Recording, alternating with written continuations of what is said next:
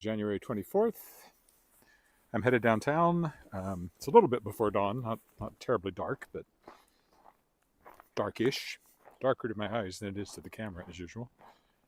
Um, I'm meeting somebody at script for a musical.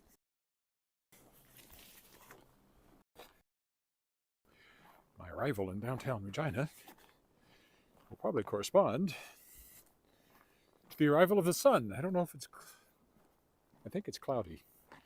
It's always hard to tell this time of the morning, but I think it is.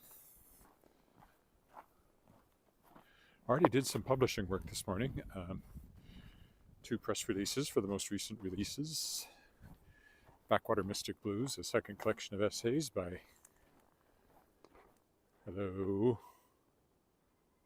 Mary Lou? Hey. Second collection of essays by Lloyd Ratzlaff, Saskatoon author. And then today is kind of the official publication date, although it's actually out already, most places, of Dolly Bird, which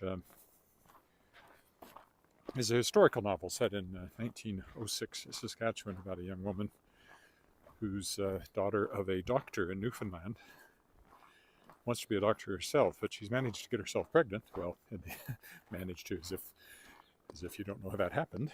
And she's banished to Saskatchewan without much in the way of support, since her money is stolen along the way. So she ends up as a dolly bird, which apparently was a term at the time for young women. They might be housekeepers. Sometimes they were whores, basically. Sometimes they were both. I'd never heard the term until I heard of this book, which was originally published in 2010 by Coteau Books, who of course was also one of my former publishers, but went bankrupt. I've now picked up, I think this is the 3rd Coteau Books title that I'm bringing out in a new edition. Anyway, this one won the Willa Literary Award for historical fiction when it came out. And the author's name is Anne Lazurko, and she's from Weyburn, which is where I'm from, more or less. Wasn't born there, but grew up there mostly. And her most recent book, What Is Written on the Tongue, published by ECW Press, was a finalist for the Glengarry Book Award. So fits perfectly into the Chautauqua Press Reprise imprint, which is new editions of notable previously published work. Now, whether anybody buys it or not, I can't control, but I certainly hope it sells a few copies, and at least it's out there now. And most of these reprise titles are like that. It's like keeping things available that otherwise would have faded into the out-of-print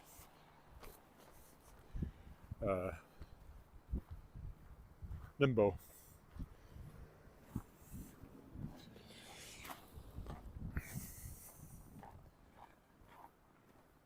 As usual, my path will be somewhat constrained by how I hit the lights on Albert Street.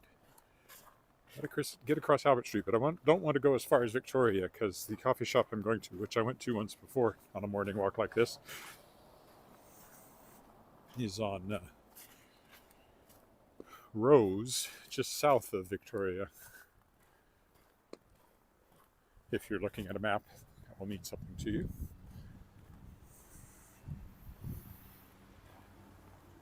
Mostly cloudy, I think. So it's -7 this morning, which would be what, about 19 Fahrenheit? Something like that.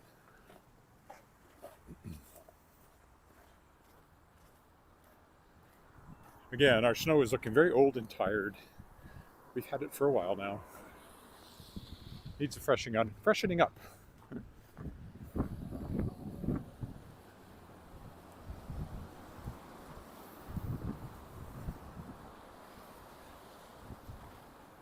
So that's what I'll be doing this morning, is writing on this musical. And this afternoon I'll send out some social media stuff around Dolly Bird being released. And at 4:30 I'm interviewing Eli Williams, who's an author I met at CanCon in Ottawa earlier this year. Oh, look, you can see inside this time of morning of the old government telephone building that's now part of the Royal Saskatchewan Museum. Here you can see Leopold's Tavern sign lit up still. Anyway, he lives in Japan at the moment, and or he's in Japan, and we had to coordinate that. Open for breakfast. Huh. Oh, you can see inside Specs here too.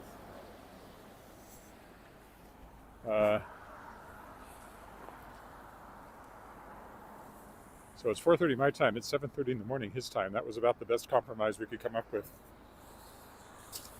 And it'll be, of course, the next morning for him, Friday morning. We already ran into one scheduling conflict because I forgot about the international dateline. So I was a whole day off on when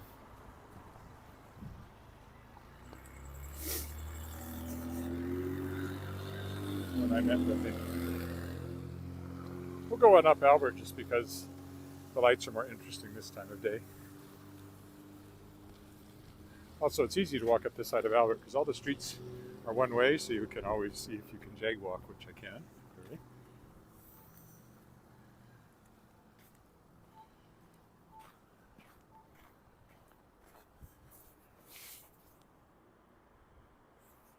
Just double checking the focus there. Sometimes when it's a little dim, the focus isn't great.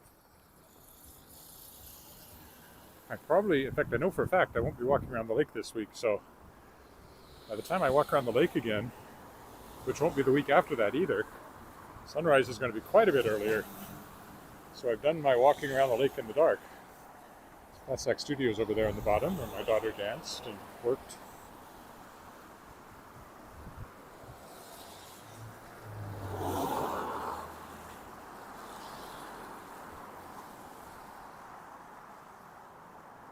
I don't actually know what Nychuk and Company is. I'm beginning to think this coffee shop is closed permanently. I haven't seen it on for a while.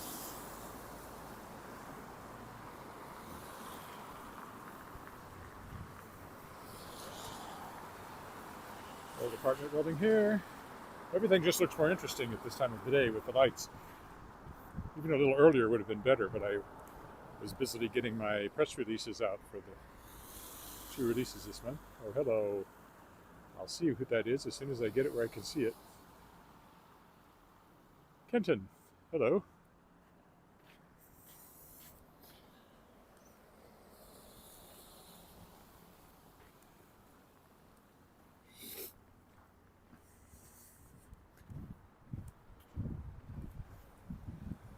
Might as well go all the way to 13. I think I'm going to hit this crosswalk just about right.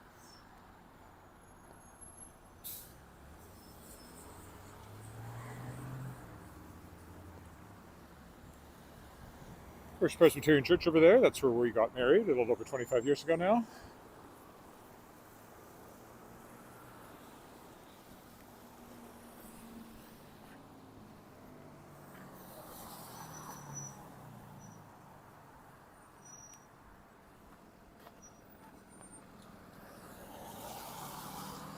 We'll turn right up here at 13th. Walk down to Rose, and then it's just a little ways north of that to the coffee shop I'm headed to work this morning. Then my walk home will be much later, mid-afternoon sometime. Probably 3-ish, I'd guess. Let me just guess. Albert Street Chiropractic Center. A Lot Club, which is a gay club.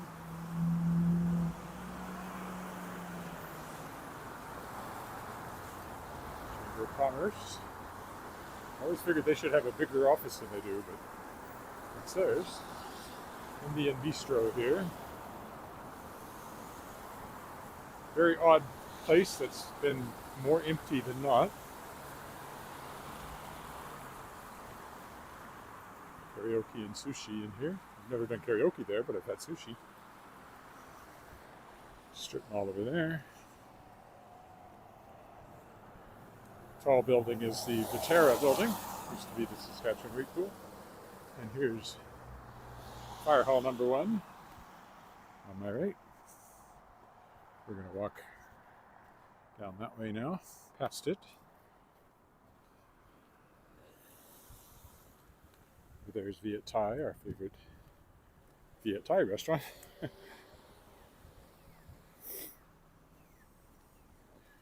Big building up on our right here is Credit Union Center.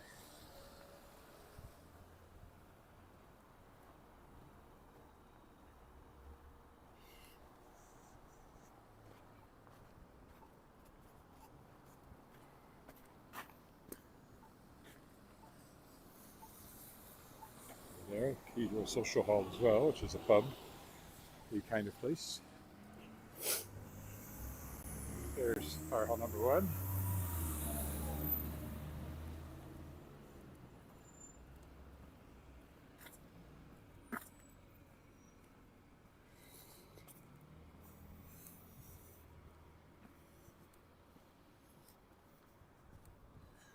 The SGI building over there, and City Hall with its golden crown, which always seems to have one light burned out.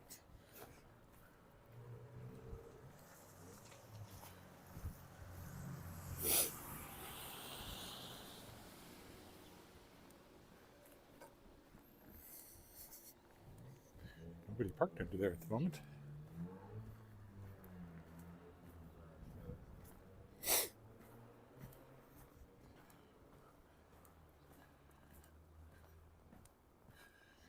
This will take us by what used to be the Y, but apparently is going to be something else very soon. Health Center, the Nest Health Center, it says. And there's, oh, the crown just went out on City Hall since I walked from the last alley to here. It turned off.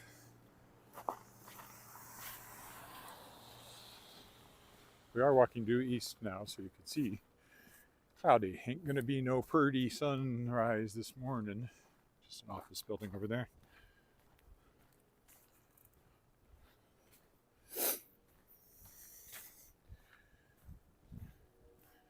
There's a daycare in here still. Don't know if it's going to stay or not if this place redevelops.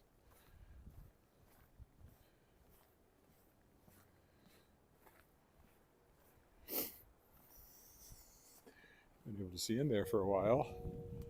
Doesn't look like they've made any changes since it was the Y. Looks exactly the same.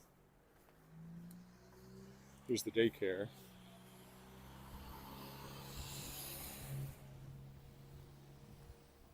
That has a certain emptiness to it, so I think, I wonder if the daycare is gone already.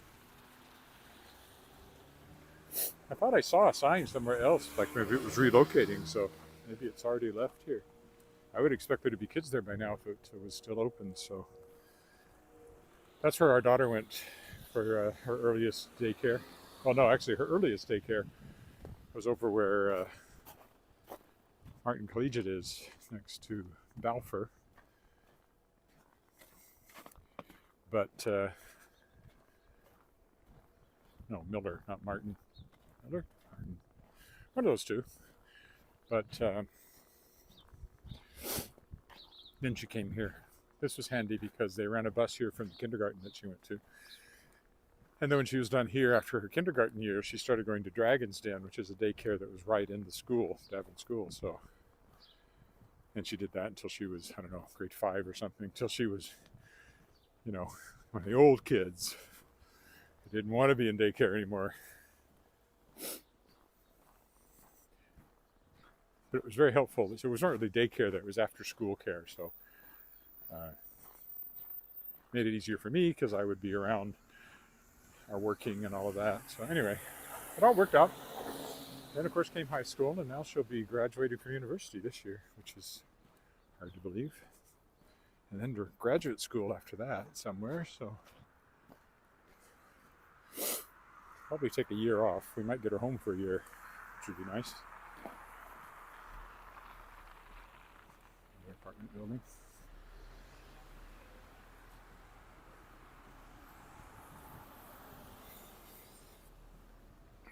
Salvation Army to my left.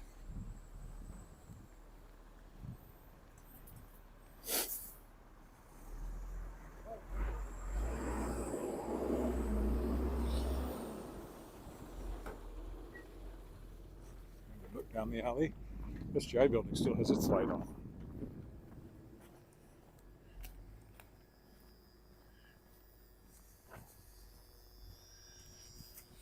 These gloves just aren't warm enough even for this relatively mild weather.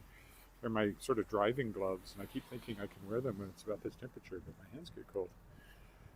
I should just wear my bigger, bulkier, warmer gloves. Old apartment building there. There's the hotel over there. Well, behind this building is the hotel, Saskatchewan, where I will be later. A couple more blocks this way, though, right now. To that condo building right there in front of us. That's where the coffee shop is I'll be going into. So, not too far now.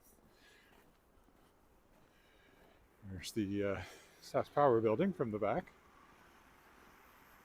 And the federal office building is that Art Deco-ish place in between there with the tower, and then the hotel to the left, Hotel Saskatchewan. TD building further down there.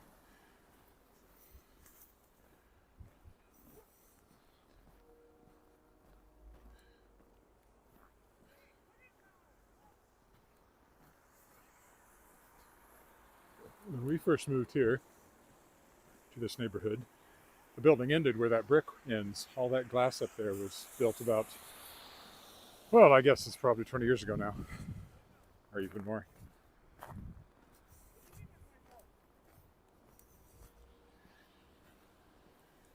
Downtown, of course, is that way. Now start to see the Twin Towers.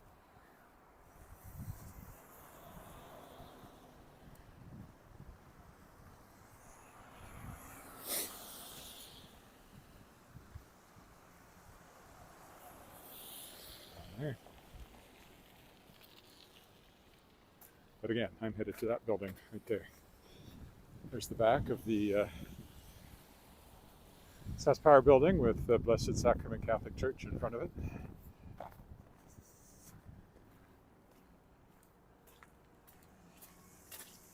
think that belongs, well, I don't know what's in there entirely. I know there was a health department had offices of some sort in there. Used to walk by quite often.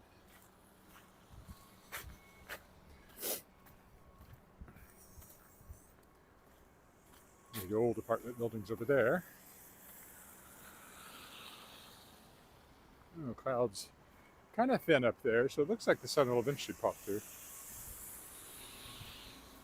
I don't know what's that in aid of. Oh, street's closed off.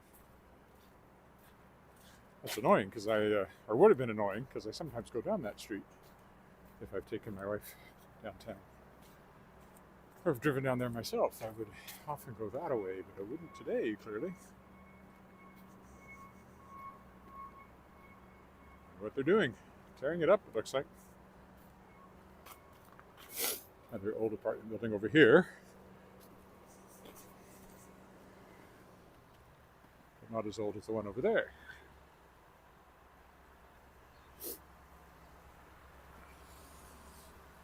A bunch more heavy trucks. Must be digging up the street pretty thoroughly if they need this many trucks.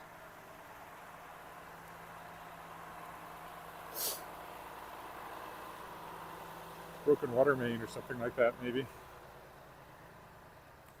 There's where we're headed.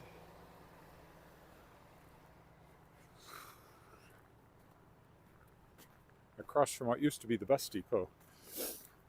Now there's not even a bus service anymore. Saskatchewan STC, Saskatchewan Transportation Company, was a government-run bus service that lost money in the millions and eventually got shut down, which is a shame for two reasons. One, I used to like to take the bus to Saskatoon. I'll have to drive. And two, it figures in my Shards of Excalibur series, and if anything dates the series, there's other stuff too, because it's a contemporary fantasy, but that means, of course, it quickly becomes all the contemporary references start to fade into the back. But one thing for sure is the fact that they take the STC bus. There's twice it figures into the story. And you can't get to there from here no more on the bus. There's the SAS Power Building again. So we're going to go into this coffee shop here. I will stop in here somewhere before I go in. Doesn't have very comfortable chairs, but it's comfortable enough otherwise for working. Looks like it's pretty open right now. So we'll stop here, and I'll be back probably about 3 o'clock this afternoon. Thanks for walking with me.